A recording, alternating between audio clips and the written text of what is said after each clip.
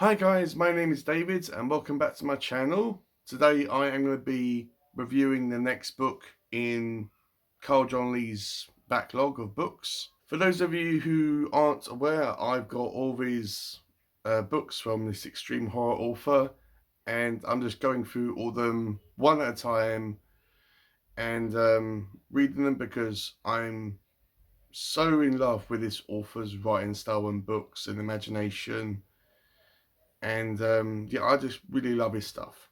I've only got two more books to read after this and a short story which is Christmas related, so I'll have to leave that one to December time. So yeah, unfortunately I've got to do that, but yeah, it's what I've got to do. So the book I'm going to be talking about today, the cover is very graphic, and I don't think I can show it on YouTube without getting into trouble. So I'm gonna cover it. So that is the cover, guys. A lady with a lot of red on her. She's got her hands up to her throat. So this one is called Horror House, and I can't say that word because, again, I'll probably get into trouble. But this one is called Horror House 2: The Slaughtered Lambs by Carl John Lee, and it's a extreme horror novella. And that does mean something, guys. This is an extreme book, so do not go into this thinking, oh yeah, I mean, how bad can it be? Yes, guys, it can be as bad as you are probably thinking. If you are a sensitive butterfly and if you're easily offended, do not read Carl John Lee, especially Horror House 2. So this is going to be my own thoughts and feelings regarding this book, and this is going to be a spoiler-free video as well. So this is about our two main characters called Swallow and Casey, who are massive fans of this rock band, this heavy metal death music rock band, whatever you want to label them as, the Slaughtered Lambs, who are always very theatrical, and they are always pretending to dismember, cut up, disembowel women, well, I mean, particularly women, on stage in front of millions of fans, and it's all fake blood, it's all fake weapons, obviously, and it's done, as part of a show. And the fans go crazy for this. They love this, and this band is very, very popular, more specifically to a female audience. And this is even more so to the lead singer of this band, called Bobby McCoy, who is a very charismatic young man. He's very handsome.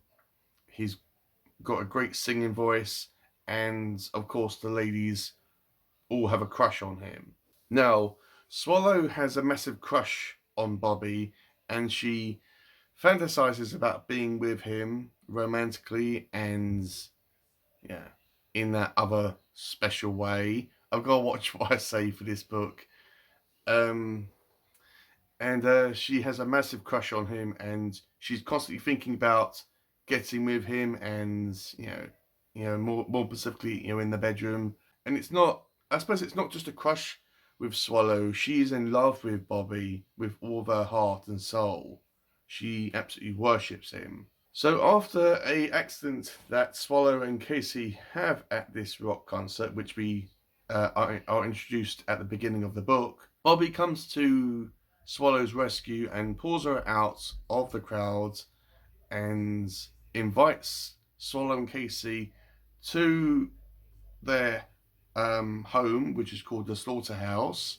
Now, this building is very well known amongst Slaughtered Lambs fans, as it's the headquarters, the home, the mansion where these rock stars live and produce all of their music. So being invited to this location is an extreme honor.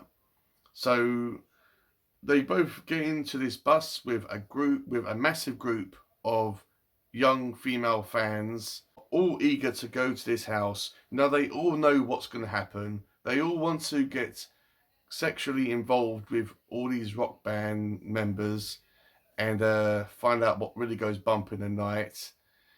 Uh, That's probably the most subtle way I can put it. But they know that they are going to have loads of sexy time with all these rock band members. And, I mean, not just one-on-one. Some of them want to get like groups going. So when they get to this slaughterhouse mansion, it's described by one of the rock band members as being converted from a old mental asylum, which I can picture in my mind about that location and them being extreme as they are. That sounds feasible to me. It's never really established whether it is or isn't throughout the book, but I could picture it in my mind. All the girls, well, most of them get into the swimming pool. Some of them are in their underwear, and some of them strip down to their birthday suits, and all jump in and have fun. And a select few of them go with other members of this rock band. There are 4 of them, I believe. And Swallow tries to find out where Bobby is, because this is a big moment. This is what she has been dreaming of and hoping for ever since she's become a fan of this rock band. So she finds him in a hot tub, and at first it becomes very intimate and tender, but as time goes on, it quickly becomes very, very aggressive. And to put it bluntly, well, as blunt as I possibly can, Swallow gets attacked viciously by Bobby, and which leaves her completely cut up and mutilated, and in some areas of her appearance completely unrecognizable. And when this is happening, Swallow even thinks that it's something that she's done, but to actually upset Bobby, or whether she's done something wrong. But Bobby enjoys pain and torture and humiliation, and in a way, he gets a thrill out of this. It's a form of control for him.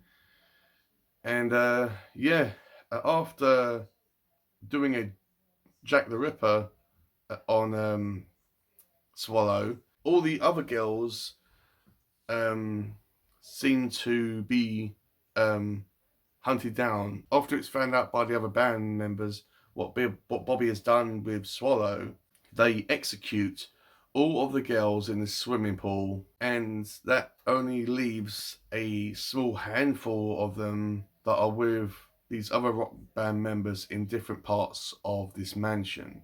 And they have to try to survive and get out of this terrible, terrible situation.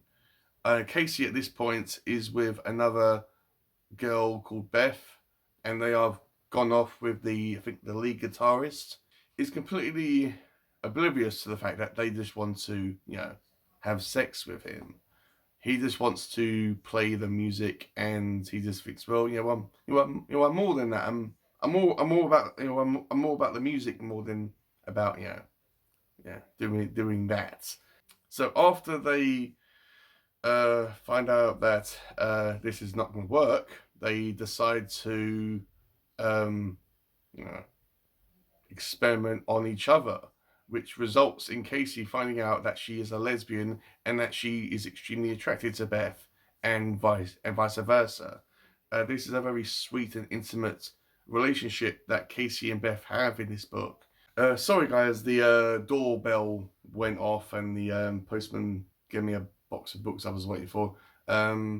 Anyway, yeah, I remember the first time that I read about a lesbian love affair in one of Carl John Lee's books, and that was the Psychic Teenage Bloodbath. It's a very sweet and intimate thing that Carl is able to write. I cared about these characters a lot, and it was very romanticized and sweet, and it wasn't over sexualized like and all that stuff that you would expect a guy to write about a couple of lesbians. No, it was a very relatable relationship that I found with that book and with Casey and Beth. So this book is, as I said, it's extreme horror, guys. This is very bloody. This is very gory. I didn't know what was going to happen in this book. When I was reading it, I didn't know what was going to happen to the characters.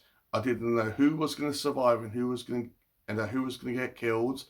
Because don't get attached to anyone in this book, guys, because a lot of people do get killed. I didn't know what was going to happen around every corner, behind every door. I didn't know what the band members were going to do, because it's not just Bobby that's um, doing a Jack the Ripper on these girls. And in a lot of ways, this book was very horrible and horrific to read. I loved it, don't get me wrong. I really enjoyed going through this book, but it was a very disturbing read. There was even a scene in this which I'll do my best to try to describe without getting into trouble. That was one of the most horrific things I've ever read, probably in any book.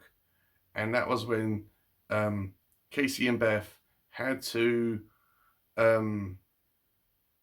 perform sexual activities on Swallow after she was Jack the Ripper. And that's as far as I want to go with that, but it was extremely uncomfortable to get through that scene and read it. But with that said, I enjoyed it. Despite the fact that this book was disgusting and horrible and disturbing, I did enjoy it. And I did care about these characters. I cared about all of them, the good and the bad ones. But I wanted these girls to get out of this situation. And I wanted to find out what was going to happen at the end. And how it was all going to wrap up and tie together. Now, the ending, it kind of came out at left field. I felt that Carl, if he wanted to, he could have just had this as his own kind of standalone book outside of the Horror House series that he's done. But at the end of the book, there is a character that is mentioned that is at the ends of Horror House 1. Now, if you've read Horror House 1, you know how that book ends. And but you don't have to read these in order, guys. Number 1 and number 2 are completely different. They aren't related whatsoever, apart from the character which happens to come at the ends and make an appearance. But you don't have to read both of these in order, but it is beneficial. Otherwise, you'll be like thinking, who is this character? And but none of the characters in book 1 are mentioned or referenced at all in book 2. So what I'm going to rate this book, I'm probably going to give it a, do you know what, I'm going to give it 4 marks. I'm going to give it a 5 stars out of 5. I don't think that Carl can write anything that I won't enjoy and like and love. Despite the fact he writes some weird ass stuff. This isn't going to be for everyone, guys. This isn't going to be for everyone. If you're just into just standard horror books, probably dip your toes ever so cautiously into extreme horror. I know that people think that extreme horror is all about the fact about how an author can be as disgusting and as horrible as he possibly can, or she or he can. But with Carl, the goriness and then the horrificness is the same as the plot and the characters. I would say that the plot and the characters are even more important than the blood and the goriness, which just happens to be the environment and the setting of this book. I suppose that's why I really like Carl John Lee's writing, is that the goriness doesn't really overwhelm you. Anyway, guys, I filmed this once before, but I had to get rid of the footage. Hopefully I've remembered everything I did in the first take of this video. Let me know if you read this book. Let me know, what did you think about it? Have you read anything else by Carl John Lee? What are your favourite things that you've read by him? If you read this book, let me know, did you like it? Did you not like it? I've only got 2 more books to read by the guy. Highway to Hell, I think it is, and Cannibal Vengeance. So not sure what one I'll be reading next, but as soon as I get an opportunity to do that, I will delve into them 2 books. So yeah, hopefully you enjoyed this video, guys. Sorry I've been super vague about showing the cover and talking about this book in general, because this book is an extreme horror novella. This is a horror book and I had to be careful about what I said. Anyway, guys, thank you for watching this video. It really means so much to me. And yeah, with all that out of the way, I'll see you on my next one.